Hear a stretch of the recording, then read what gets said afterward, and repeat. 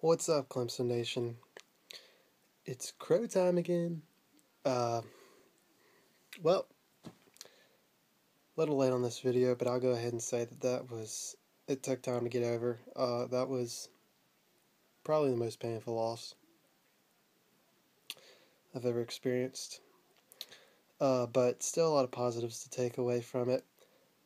Uh, we'll start with what everybody's talking about.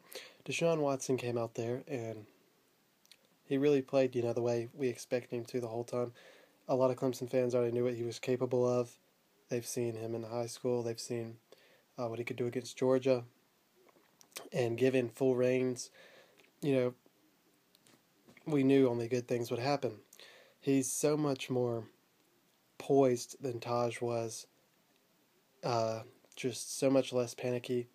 He doesn't just run into defenders like Taj did. Now, I love Taj Boyd, and I'm not trying to attack him or say he was a bad quarterback or anything, but Deshaun Watson's the future of Clemson, and a good chance of a future Heisman winner, too. I mean, this guy is very special, and I've been telling y'all that for a while, just like the Florida State fans were telling y'all for a long time. Jameis was special.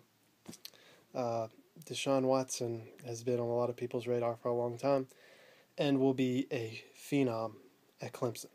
Now, with that being said, I feel bad for Cole. He deserved the spot. He had been waiting for it. He's a good quarterback, but he just doesn't have the God-given ability that Deshaun Watson has. Now, on to the game. So many mistakes. It was gut-wrenching to watch some of that. We'd take the ball down there and miss field goals, fumble the ball, just so many mistakes. And all the mistakes were made by young players, or most of them at least. They were made by young players. Wayne Gallman's fumble at the end of the game. He's a redshirt freshman getting his first ever looks this year. It's still very, very upset about that. The center snap from Norton, I don't know what that was. A lot of people are upset about the fact that we were not under center when, if you've watched Clemson football for a long time, under Morris, you don't really get under center much. So, nothing expected there. I knew that Norton had been a little bit dangerous with it, but, nothing we could do about that. Congrats to all the Florida State fans, by the way.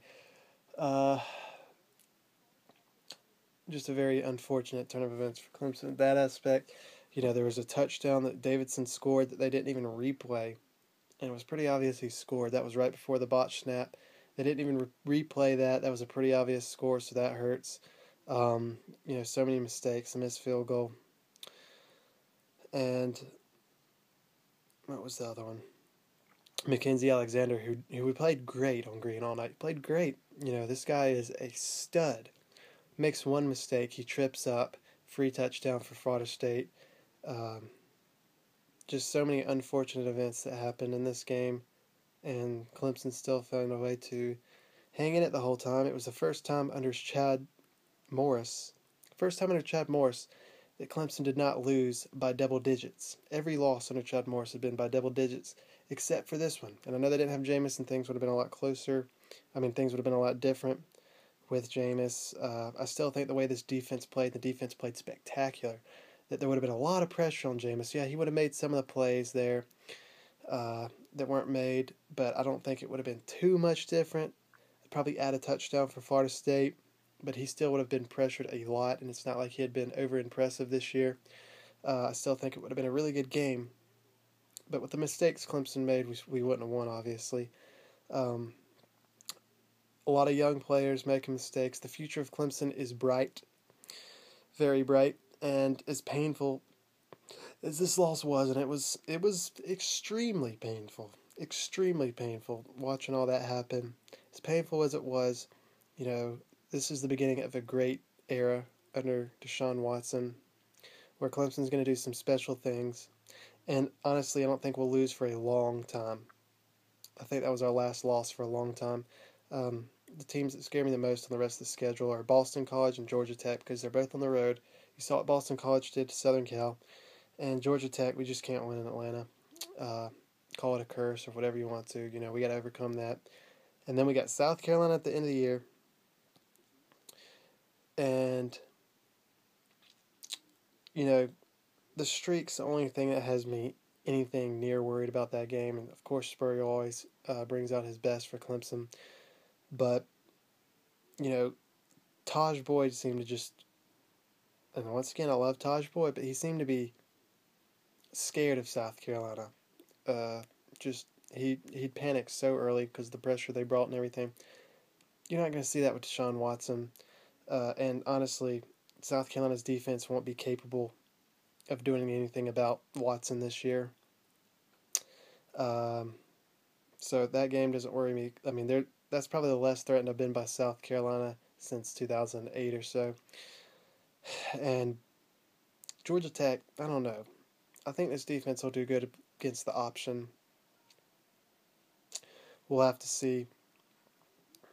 I wanted to get more in depth with the Florida State game, but honestly, y'all saw what happened. It was self-explanatory, and it's painful even to talk about. As far as North Carolina, NC State, Louisville, the teams we have coming up on our schedule, God have mercy on y'all. The beatings y'all are going to take. I mean, you saw what ECU did to North Carolina. Congrats, ECU. ECU is the football school of North Carolina. Y'all saw what they did to them. A pissed-off Clemson team with the defense that we have and the offense that we're going to have with Deshaun Watson. We could score 72. I mean, we could score 73 again. Just what we did against South Carolina State. It'll be interesting. But, yeah, the teams coming up on our schedule soon have no shot. Have no shot of beating us, and that's just being realistic. It's not going to happen. And I really don't think we'll lose for a while.